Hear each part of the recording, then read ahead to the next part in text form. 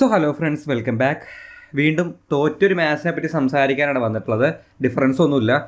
ഇത്തവണ മോഹൻ ബഗാൻ സൂപ്പർ ജയൻസിനോട് 3-2 നമ്മൾ തോറ്റിട്ടുള്ളത്. ശരിക്കും ഒരു മാച്ചിൻ്റെ തുടക്കം വരെ തോൽക്കും എന്നുള്ളത് ഏകദേശം എനിക്ക് ഉറപ്പായിരുന്നു. പക്ഷേ എത്ര ഗോളിന് തോക്കും എന്നുള്ളത് മാത്രമേ എനിക്ക് ഡൗട്ട് ഉണ്ടായിരുന്നുള്ളൂ. പക്ഷേ ആക്ച്വലി ഈ ഒരു മാച്ചിലേക്ക് വന്നു കഴിഞ്ഞപ്പോൾ സർപ്രൈസിംഗ്ലി എനിക്ക് ഫീൽ ചെയ്തൊരു കാര്യം, മാച്ച് അവസാനിക്കുമ്പോൾ ചിലപ്പോൾ എതിരഭിപ്രായങ്ങൾ ഉണ്ടായിരിക്കാം, പക്ഷേ ഈ ഒരു മാച്ചിൽ സ്റ്റാറെ ഒരു വിജയം, അറ്റ്ലീസ്റ്റ് ഒരു ഡ്രോ എങ്കിലും ഡിസർവ് ചെയ്തിരുന്നു. നമ്മൾ കഴിഞ്ഞ മാച്ചിൽ നിങ്ങൾ ആ വീഡിയോ എടുത്തു നോക്കി കഴിഞ്ഞാൽ ആ മാച്ച് നമ്മൾ വലിയ രീതിയിൽ ക്രിട്ടിസൈസ് ചെയ്യുന്നുണ്ട്. ഇതുവരെയുള്ള കോച്ചിൻ്റെ തീരുമാനങ്ങളെയും അറ്റാക്കിംഗ് ഫോക്കസ്ഡ് ആയിട്ടുള്ള ആ ഒരു ഗെയിം സ്റ്റൈലിനെയും അതിന് ബാക്കപ്പ് പ്ലാൻസ് ഒന്നും ഇല്ലാത്തതും, ഹൈലൈൻ കളിക്കുമ്പോൾ അതിനനുസരിച്ച് ഡിഫെൻസീവ്ലി ഒരു തരത്തിലുള്ള ബാക്കപ്പ് പ്ലാൻ സെറ്റ് ചെയ്യാത്തതൊക്കെ നമ്മൾ നിരന്തരമായിട്ട് നമ്മൾ സംസാരിച്ചിട്ടുണ്ട്. പക്ഷേ ഈ മാച്ചിൽ ഒരു ബാക്കപ്പ് പ്ലാൻ ഉണ്ടായിരുന്നു, അല്ലെങ്കിൽ ഒരു ചേഞ്ച് കൊണ്ടുവരാൻ സ്റ്റാർ ശ്രമിച്ചിട്ടുണ്ട്. ആൻഡ് അത് വർക്കായിട്ടുമുണ്ട് ഒട്ടുമിക്ക സിറ്റുവേഷനിലും. പക്ഷെ വീണ്ടും റിസൾട്ട് നമ്മൾ തോറ്റിരിക്കുകയാണ്. അത് അൺനെസസറി എറേഴ്സ്, വീണ്ടും ഇൻഡിവിജ്വൽ മിസ്റ്റേക്സിൻ്റെ രൂപത്തിൽ നമ്മൾ കൺസിഡർ ചെയ്തിട്ടുള്ള കുറച്ച് ഗോളുകൾ, അതിൻ്റെ ഭാഗമായിട്ടാണ് നമ്മൾ ഈ ഒരു മാച്ചിൽ തോറ്റിട്ടുള്ളത്. പക്ഷേ സ്റ്റാറുടെ ഗെയിം സ്റ്റൈൽ വൈസ് അദ്ദേഹം ഈ ഒരു മാച്ചിൽ കൊണ്ടുവന്നിട്ടുള്ള ചേഞ്ച് ഒന്ന് ആലോചിച്ച് നോക്കുക. പോയിന്റ് ടേബിളിൽ ഏറ്റവും മുകളിൽ നിൽക്കുന്ന ടീമിനോട് നമ്മൾ 2-1 ലീഡിൽ നിന്ന് അവസാന നിമിഷമാണ് നമ്മൾ ആ ഗോൾ കൺസിഡർ ചെയ്ത് തോക്കുന്നത്.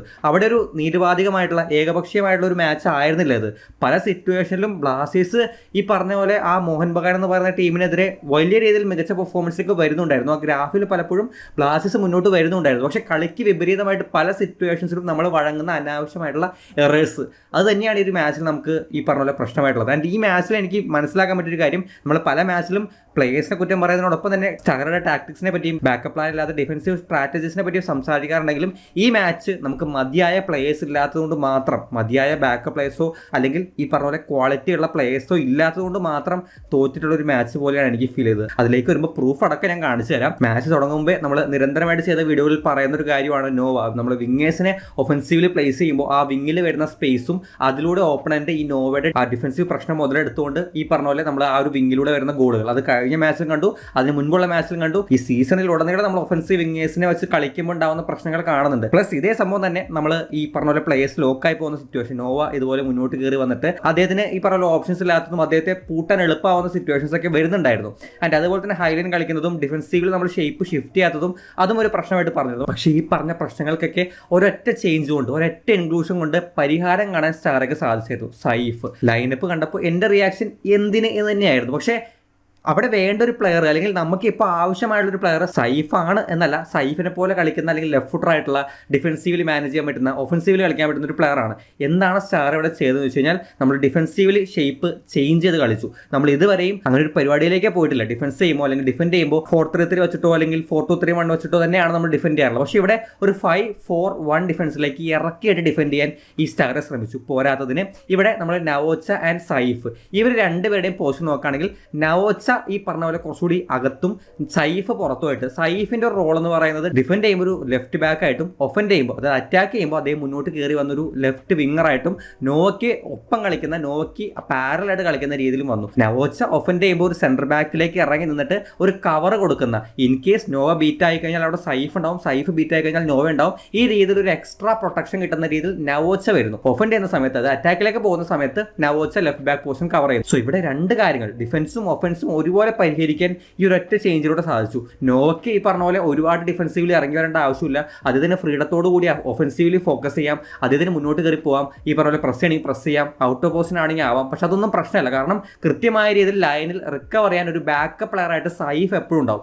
ഇനി സൈഫ് ഈ പറഞ്ഞ ലെഫ്റ്റ് ബാക്ക് പോസിഷനിൽ അഡ്വാൻസ് നിൽക്കുകയാണെങ്കിൽ ബാക്കപ്പിന് നവോച്ച ഉണ്ടാവും. സോ അവിടെ ഡിഫൻസീവിൽ ഒരു എക്സ്ട്രാ പ്രൊട്ടക്ഷൻ, ബംഗളൂരു എഫ്സിക്കെതിരെ റയാൻ വില്യംസ് ഒക്കെ സ്കോർ ചെയ്ത ഗോളിലേക്കൊക്കെ നോക്കുകയാണെങ്കിൽ അവിടെ ഒരു എക്സ്ട്രാ പ്ലെയറിനെ ആ വിങ്ങിൽ കൊണ്ടുവന്നിട്ടാണ് ബംഗളൂരു എഫ് സി ആ വിങ്ങിൽ സ്പേസ് എക്സ്പ്ലോയിറ്റ് ചെയ്യുന്നത്. സോ ഇവിടെ ആ പ്രശ്നം ഒരു വലിയ ശതമാനം സമയങ്ങളും സൈഫ് പോകും വരെ നമുക്ക് ആ പ്രശ്നം ഉണ്ടായിട്ടില്ല. സോ അവിടെ ഡിഫൻസീവിൽ ഒരു എക്സ്ട്രാ പ്രൊട്ടക്ഷൻ നമുക്ക് കിട്ടി. ഒഫൻസിലേക്ക് വരുമ്പോൾ ഇത് നോവൊക്കെ ബെനിഫിറ്റ് ആയത് പല സമയത്തും സൈഫ് ഒരു ഡമ്മി റൺ പോലെ, അല്ലെങ്കിൽ സൈഫ് ഒരു ഷാഡോ ചെയ്യുന്ന, അല്ലെങ്കിൽ ഈ പറഞ്ഞ ഓപ്പണന്റിനെ തെറ്റിദ്ധരിപ്പിക്കുന്ന രീതിയിൽ ലെഫ്റ്റ് ബാക്ക് ആണോ ലെഫ്റ്റ് വിങ്ങർ ആണോ അങ്ങനെ ഒരു കൺഫ്യൂഷൻ വന്നപ്പോൾ നോവയ്ക്ക് ഒഫൻസീവ്ലി സ്പേസ് കിട്ടി, അദ്ദേഹത്തിന് ഷോട്ടുകൾ എടുക്കാൻ പറ്റി, മുന്നോട്ട് കയറി വരാൻ പറ്റി, ഇൻസൈഡിലേക്ക് പോകാൻ പറ്റി. ആൻഡ് അവിടെ എപ്പോഴും സൈഫ് ഒരു ഓപ്ഷൻ കൊടുക്കുന്നുണ്ടായിരുന്നു പാസിങ്ങിനായിട്ടും. സോ ഇവിടെ ഒരു നോവയ്ക്ക് ഒരു എക്സ്ട്രാ സപ്പോർട്ടും കിട്ടി, അതുപോലെ തന്നെ ഡിഫൻസീവിൽ ഒരുപാട് ഇറങ്ങി വരേണ്ട, കൺസേൺ ചെയ്യേണ്ട ആവശ്യം വന്നില്ല. സോ അവിടെ തന്നെ നമുക്ക് ഒരുവിധപ്പെട്ട പ്രശ്നങ്ങളൊക്കെ പരിഹരിക്കപ്പെട്ടു. ഡിഫെൻഡ് ചെയ്യുന്ന സമയത്ത് 5 men ഡിഫൻസ് പലപ്പോഴും നോവയും നവോച്ചയും സൈഫും മിലോസും പ്രീതവും സന്ദീപ് സിംഗും അങ്ങനെ വരുന്നുണ്ടായിരുന്നു. ആൻഡ് അതേസമയം നമ്മൾ മിഡിലേക്കൊക്കെ ആണെങ്കിൽ 4 പേര് മിഡ് ലൈൻ ഉണ്ടായിരുന്നു, ഒരാൾ മാത്രമാണ് സ്ട്രൈക്ക് സ്ട്രൈക്കിംഗ് സോൺ ഉണ്ടായിരുന്നത്. 3 പേര് വെച്ച് ഫ്രണ്ടിലേക്ക് പോയിട്ട്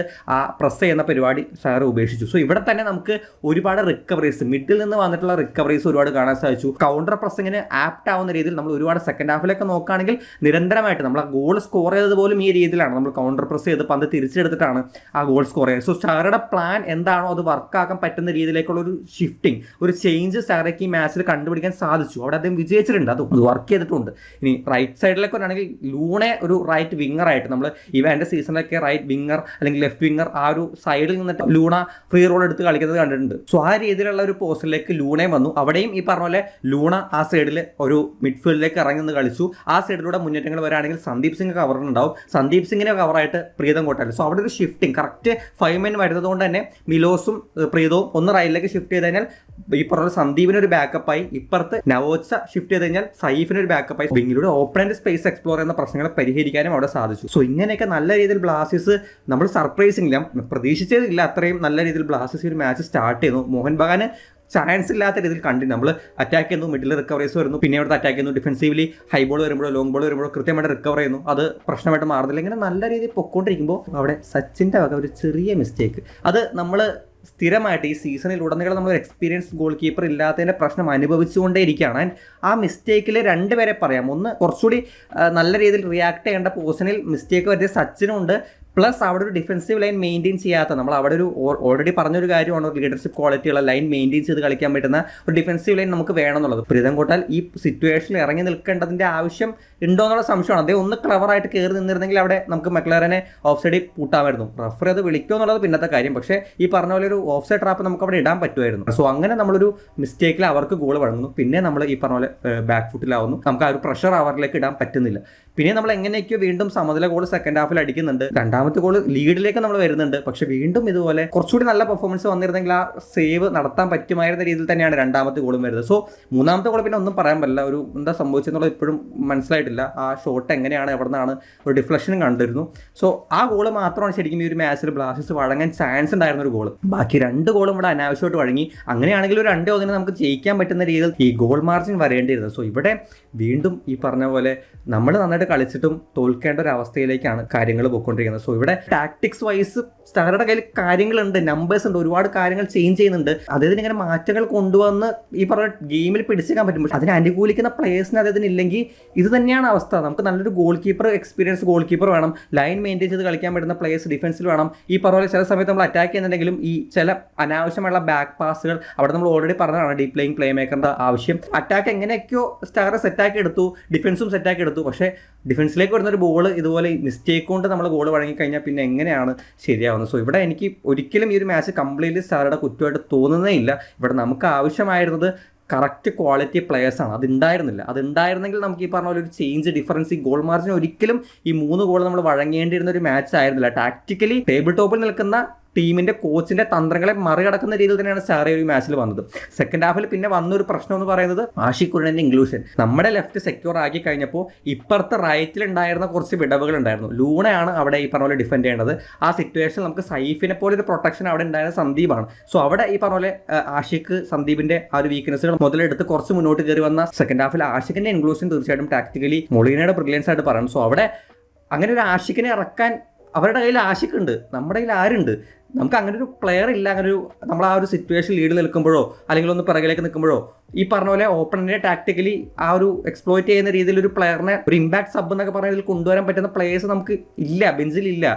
സോ അങ്ങനെയുള്ള സിറ്റുവേഷൻസിൽ ഈ പറഞ്ഞ പോലെ ഓപ്പണന്റ് ആ ബെഞ്ച് സ്ട്രെങ്ത് വെച്ചിട്ട് അവരുടെ കയ്യിലുള്ള അൺലിമിറ്റഡ് സോഴ്സ്, മോഹൻ ബഗാൻ എന്ന് പറഞ്ഞാൽ ഒരു കലവറയാണ്. അവർക്ക് ഒരു പ്ലെയർ വർക്കായില്ലെങ്കിൽ മറ്റൊരു പ്ലെയർ, വേറൊരു പ്ലെയർ, അങ്ങനെ മാറ്റി എടുത്ത് അവർക്ക് ആ ഗെയിമിൽ തിരിച്ചു വരാനുള്ള എല്ലാ വിധത്തിലുള്ള ഒരു റിസോഴ്സസ് അവർക്കുണ്ട്. നമ്മുടെ കയ്യിൽ എന്തുണ്ട്? നമ്മുടെ ഉള്ള പ്ലേയേഴ്സ് തന്നെ ഈ ലെവലിലുള്ള കാര്യങ്ങളാണ് കാണിച്ചു കൂട്ടുന്നത്. ഈ മാച്ചിന് മുൻപ് എറർ വഴി വഴങ്ങിയ ഗോളുകളുടെ എണ്ണത്തിൽ നമുക്കൊരു കണക്ക് തരുന്നുണ്ട്. ഈ മാച്ച് കഴിയുമ്പോഴും ആ 1ാം സ്ഥാനം അതിൽ A+ ബ്ലാസ്റ്റേഴ്സിന് തന്നെയായിരിക്കും, അത് വേറെ ആർക്കും കിട്ടാൻ പോകുന്നില്ല. സോ ഇത്ര അധികം മിസ്റ്റേക്സ് ബാക്കിൽ വരുത്തുമ്പോൾ കുറച്ചൊക്കെ പ്ലേയേഴ്സിന്റെ ക്വാളിറ്റി വേണം. നമുക്ക് ഫ്രണ്ടിൽ അതുണ്ട്, ഫ്രണ്ടിൽ ആ ക്വാളിറ്റി ഉണ്ട്. ഹേസൂസ് എന്ന് പറഞ്ഞ പ്ലെയറുടെ ക്വാളിറ്റി നമ്മൾ ഈ മാച്ചിൽ അത് എല്ലായിടത്തും ഉണ്ട്. അദ്ദേഹം മാക്സിമം ട്രൈ ചെയ്തു. ഒരു പക്ഷേ ഈ മാച്ചിൽ വിജയം ഉണ്ടായിരുന്നെങ്കിൽ ഹീറോ ഓഫ് ദ മാച്ച് എന്തുകൂടെ ഡിസർവിംഗ് ആയിട്ടുള്ള രീതിയിലാണ് ഹേസൂസിന്റെ പെർഫോമൻസ് വന്നത്. പക്ഷേ കാര്യമില്ല, നമ്മൾ ഇവിടെ ഒരു 2 ഗോൾ അടിച്ച 3 ഗോൾ വഴങ്ങാൻ പറ്റുന്ന കാര്യങ്ങൾ നമ്മൾ തന്നെ ചെയ്തു വെക്കുന്നുണ്ട്. സോ ഇവിടെ എനിക്ക് തോന്നിയ കാര്യം ചിലപ്പോൾ ഈ ഒരു മാച്ചിന് ശേഷം നമ്മൾ സ്റ്റാറെ കണ്ടില്ല എന്ന് വരും. പക്ഷേ സ്റ്റാറുടെ കയ്യിൽ ഉള്ള കാര്യങ്ങൾക്കുള്ള പ്ലേയേഴ്സ് ഇനി വേറെ ആര് വന്നാലും അവർക്ക് പ്ലേയേഴ്സ് വേണം. അവർക്ക് പ്ലേയേഴ്സ് ഇല്ലാതെ ഈ പറഞ്ഞ കാര്യങ്ങൾ ചെയ്യാൻ പറ്റില്ല. അവരുടെ കയ്യിൽ ടാക്ടിക്സ് ഉണ്ടാവും, ഗെയിംസിലുണ്ടാവും, പക്ഷെ അവർക്ക് ഇറങ്ങി കളിക്കാൻ പറ്റില്ല. അവർക്ക് പ്ലേയേഴ്സ് തന്നെ വേണം. അതിനനുസരിച്ചുള്ള ഗെയിംസിൽ സൂട്ടബിൾ ആവുന്ന പ്ലേയേഴ്സ് അവർക്ക് കൊടുക്കണം. കൊടുക്കാതെ നിങ്ങൾ ഇനി ആരൊക്കെ കൊണ്ടുവന്നാലും ഒരു കാര്യമില്ല. സോ കഴിഞ്ഞ കുറച്ച് മാച്ചുകളായിട്ട് തോൽവികൾ മാത്രമാണ്, ഒരൊറ്റ വിജയം മാത്രമേ ഉള്ളൂ ചെന്നൈയിൻ എഫ് സിക്കെതിരെ. സോ സ്റ്റാറെ ഇനി കാണുമെന്നുള്ളത് അറിയില്ല, പക്ഷേ സ്റ്റാറെ ശരിക്കും ഈ ഒരു മാച്ചിൽ എൻ്റെ റെസ്പെക്റ്റ് വാങ്ങിയിട്ടുണ്ട്. കാരണം ആ ചേഞ്ച് കൊണ്ടുവന്നതും അത് കൊണ്ടുവന്ന് ആ ഗെയിമിലൊരു ഇമ്പാക്ട് ഉണ്ടാക്കാനും ടേബിൾ ടോപ്പേഴ്സിനെ കുറച്ച് നേരത്തേക്കെങ്കിലും വിറപ്പിച്ച് നിർത്താനും അതിന് സാധിച്ചു. സോ പ്ലേയേഴ്സ് കൂടി അതിനുണ്ടെങ്കിൽ ചിലപ്പോൾ ഒരു പക്ഷേ ഈ പറഞ്ഞ പോലെ നല്ലൊരു സൂട്ടബിൾ ആയിട്ടുള്ള ഒരു കോച്ചായിട്ട് തന്നെയാണ് എനിക്കിപ്പോഴും ഫീൽ ചെയ്യുന്നത്. സോ സ്റ്റാറൊക്കെ അവസരം കിട്ടിക്കഴിഞ്ഞാൽ തീർച്ചയായിട്ടും നല്ല പ്ലേയേഴ്സ് ജനുവരി ട്രാൻസ്ഫർ വിൻഡോയിൽ കൊണ്ടുവരാണെങ്കിൽ ആ ഒരു ഹോപ്പ് എവിടേക്കോ കാണുന്നുണ്ട്. പക്ഷേ 2 ഗോൾ അടിച്ച് 3 ഗോൾ വഴങ്ങി സ്ഥിരം പാറ്റേണിൽ കളി കാണാത്ത ഒരാളാണെങ്കിൽ സ്ഥിരം മാച്ച് പോലെ തന്നെ ഫീൽ ചെയ്യും. പക്ഷേ എനിക്ക് എവിടേക്കോ ഒരു ചേഞ്ച് ഉള്ള അല്ലെങ്കിൽ എവിടേക്കോ ഒരു പ്രതീക്ഷ നൽകിയ ഒരു മാച്ച് പോലെ തന്നെയാണ് അത് ഫീൽ ചെയ്തത്. എന്തായാലും ഈ ഒരു മാച്ച് നിങ്ങൾക്ക് തോന്നിയ അഭിപ്രായം ഇതെല്ലായിരിക്കും, ഡിഫറൻ്റ് ആയിരിക്കും. അത് കമൻറ്റ് ബോക്സിൽ മെൻഷൻ ചെയ്യാൻ ശ്രമിക്കുക. നമുക്കതിൽ മറ്റു വീഡിയോയിൽ കാണാം. ബൈ.